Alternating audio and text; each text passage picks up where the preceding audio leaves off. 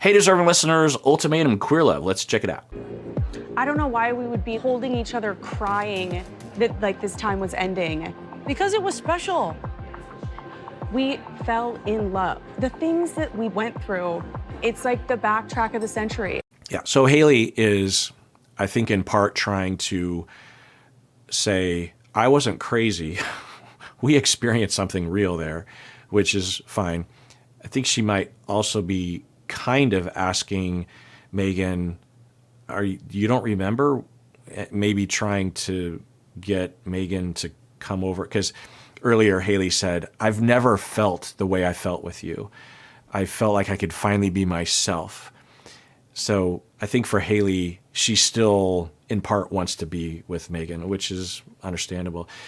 You know, I've been talking about the differences between the way Haley has been acting with Megan and with Pilar versus the way that Megan has been acting with Haley and with Dana. And one of the differences among many is that Haley's feelings are more consistent. There's more consistency across different contexts. You know, Haley started to come back to Pilar after she drew conclusions about the way that Megan was treating her at the club. I think Haley was correct in the assumption and the paranoia, but aside from that, I think for Haley, her feelings are more consistent across time. I think with Megan, I think due to her traumas, I don't think she knows exactly what she wants. I think it's harder for her. We'll see what she says here. So what would contradict what I just said and I'm just watching a reality, but for Megan, if she were to say, yeah, I felt it. I was absolutely in love with you. That's why I said I was in love with you. But some things have happened afterwards, and I don't know. I see it. I'm either not in love with you anymore, or I was new to that, or something like that. But if Megan says something like, well, I don't think I was ever in love with you or something, then we have to wonder, then why were you so clear and so spontaneous and so, it wasn't like a quiet I love you. It was like a resounding, confident I love you. Now, do people make mistakes? Do people rewrite history? Yes.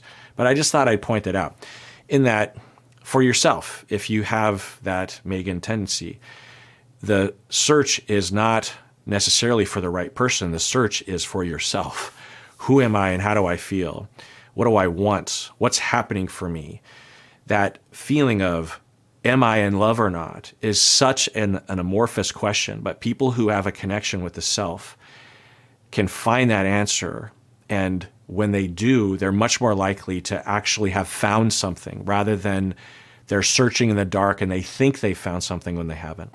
Did I say I was in love with you? I said verbatim. Multiple times. And when you said it, you looked me in my eyes and you said, I am now realizing I am in love with you. Yeah, I mean, we even saw it in the edit, and undoubtedly they had more conversations that weren't included in the edit or conversations that weren't filmed. So yeah, they were, I don't know if I've ever seen in any of the shows that I've ever watched a more adamant and clear, I love you from both people. I am in love. Oh my God, I'm in love with you.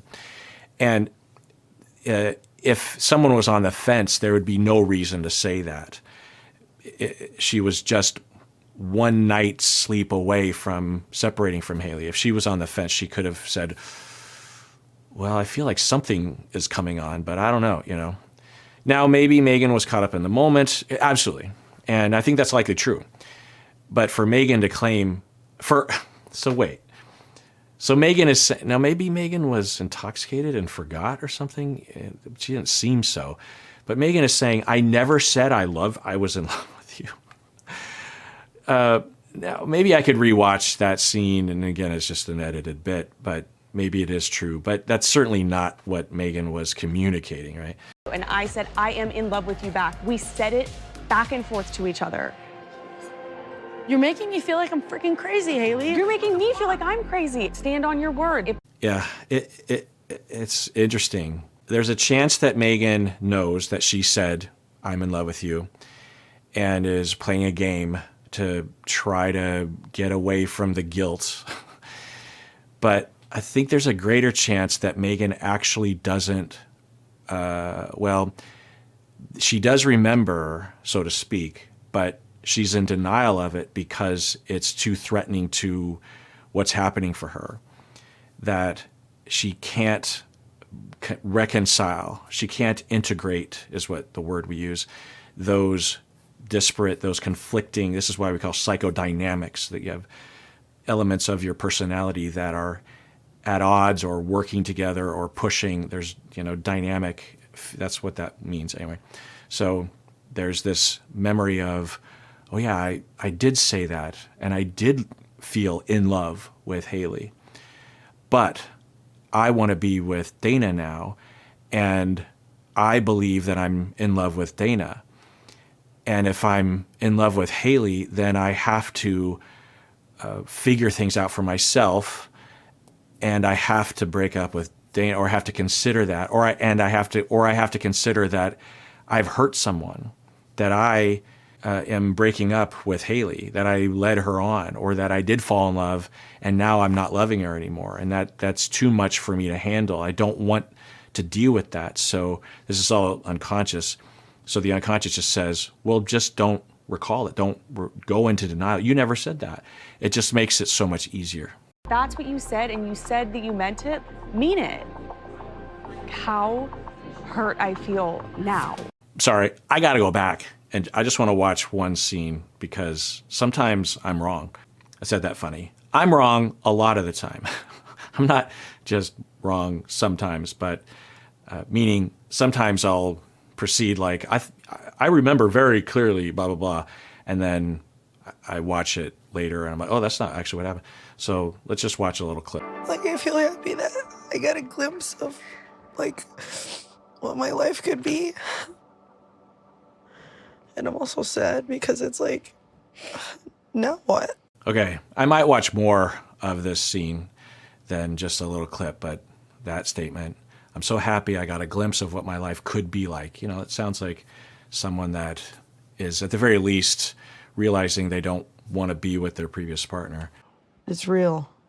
The other thing to wonder, that I'm going to wonder about, is the sequence, because if it is Haley that is initiating the love word, then it's possible that Megan just felt pressured, even though it wasn't pressure, but felt that pressure and just convinced herself in the moment, Like there's a possibility that Megan in this moment is generally feeling like, I wonder if I shouldn't be with Megan, but isn't necessarily asking, should I be with Haley, But I don't know. From my memory, it seemed like they were legitimately falling in love. And the thing that I also have to remind myself is either they did include it in the edit or they didn't show it in front of the camera, that these two were, from their account, very early on, maybe in the first week, having a lot of intimacy and connection and sexual attraction and cuddling and togetherness, and so this isn't just like at the last minute. It sounds like it was consistently through, and we didn't see them fighting at all, right? It's just like a glimpse of something that I always wanted. Me too. And I'm happy that like I get to have a taste of that, than always feeling like it could never happen. Okay, I guess I'm just gonna really scrutinize all this. What I'm wondering is, what was in Megan's heart? That statement sounds like she doesn't want to be with Haley. Now, maybe she is not even considering it as an option. It almost kind of sounds like a prison. I mean, I don't think Dana is a prison, but it kind of sounds like it's a possibility that Megan's just like, I'm sort of doomed to be stuck to Dana. And it just feels so great to have this like glimpse of happiness, but it's back to the thing. I'm exaggerating for effect. I'm putting that in her, she's not saying that directly, but she's saying something along those lines. But that sentiment is not, I don't want this to end. What she's saying is this is going to end. Now, maybe she feels fated that it's going to end. Also, maybe she wants it to, or she recognizes that it has to end. I want the same for you. Like, I want you to live the life that you want to have, And then that statement is also along those lines of, at this point, Megan is not thinking we're going to be together. She's thinking, I want you to be happy.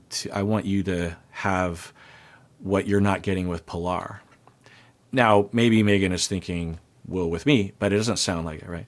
But it's like, people fall into habits and just patterns, and just like, before you know it, time is ticking.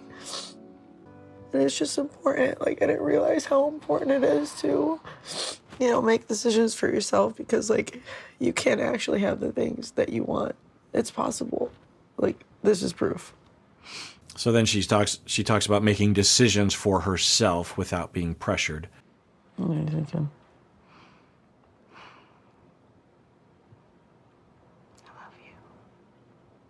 Okay, so I couldn't remember, but Haley's the one that initiates that. So there's a possibility that Megan chameleonizes herself and accommodates, or doesn't even know who she is and what she wants. You can be pressured by overt pressure, like you must do this, or you can be pressured by a soft I love you. It wouldn't be strange for Megan to intuit that Haley wants Megan to say the same thing, right? So it's possible that Megan, it's really interesting rewatching this scene with Megan later, at least her memory is, we weren't in love with each other. We connected and we had a lot of sex, but I was never in love with you. And hearing the way Megan was talking, it sounded like, wow, this is really great, but it's over.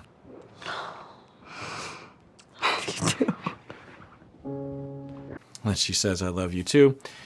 And at the time, it felt like, to me anyway, and I was just watching a show, so it's hard to know what's really happening, but at the time it felt like they both had been thinking that they loved each other deeply, but weren't knowing if they should say anything, or didn't know if the other person thought that, and that's the way it looked, right? So, given the way Megan narrativizes this, it's interesting to rewatch this scene. Holy shit. Yeah, I remember wondering about that too, thinking, what does the holy shit mean? Does that mean, oh my God, are we really going to do this? But it's hard to know what that means. It's like one of the first times in my life to feel understood.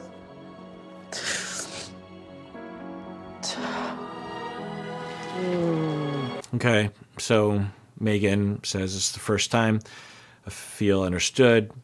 At the time, it seemed like, oh, they're now together and they're going to be together. They're going to give it a shot. But it's unclear. It's unclear to me. It was amazing. I've seen this road before. I've never experienced this type of life with somebody. I'm a brand new person from it, and I feel like my life is just getting started. Something incredible has happened. It's very scary. Yeah, it's just interesting.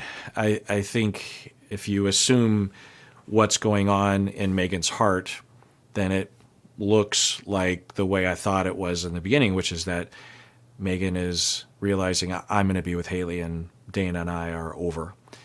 But it's not clear. Something is happening for Megan for sure, but she might be kind of on the fence. She might be more referring to growing personally and not necessarily wanting to be with Haley. But it's interesting because they both clearly interpreted this whole thing in very different ways, seemingly. Haley went away from this going like, okay, break up with Pilar, I'll be with Megan. We understand why Haley would make that conclusion. Megan, it seems, did not make that conclusion, and it's unclear what Megan concluded, if she concluded anything at all. We fell in love. The things that we went through, it's like the backtrack of the century. Did I say I was in love with you? I said verbatim. Multiple times. And when you said it, you looked me in my eyes and you said, I am now realizing I am in love with you. So that's not what was exactly said, right? But we would understand how Haley would interpret it that way from and it's arguable that is what Megan was saying, and we aren't privy to all the conversations that were happening later that night, right? And I said, I am in love with you back. We said it back and forth to each other. You're making me feel like I'm freaking crazy, Haley. You're making me feel like I'm crazy. Stand on your word. If that's what you said and you said that you meant it, mean it. How hurt I feel now. I just wish you never said it. Yeah. Now, the song is saying broken promise. It sounds like there was no promise. It sounds like none of the cast members had any explicit conversation about anything. If any cast members, future cast members are watching right now, have the conversation. If you're Haley, before you break up with Pilar, or at the very least just for your own security, at the very least call Megan on the phone, or have a, like you realize it later, or have the conversation later that night. It's like, what are we doing here? What does this mean? Are we going to, let's walk ourselves through this. So we're going back with our previous partner, right? What does that mean? Are you going to get together with your previous partner? Because, you could see that throwing a wrench in things. Like, I thought we were both going to get together, kind of, and so are you going to get together? What if we bump into each other at the ultimatum? Are we going to give it a shot and we're going to break up with our, there seems to be none of those conversations, which just seems really strange to me. And I think it's understandable when I think about it, because how would they know? There's no protocol, because this show is just so weird. It's such a weird situation. We have all these protocols around dating and around engagement and all that kind of stuff, right? So there's no unspoken rules that everyone is following. So it requires that people be more explicit and communicative, which isn't the norm. All right, well, that does it for that episode. Tune in next time when I continue watching, if you care to. And everyone out there, please take care of yourself, because you deserve it. You really, really do.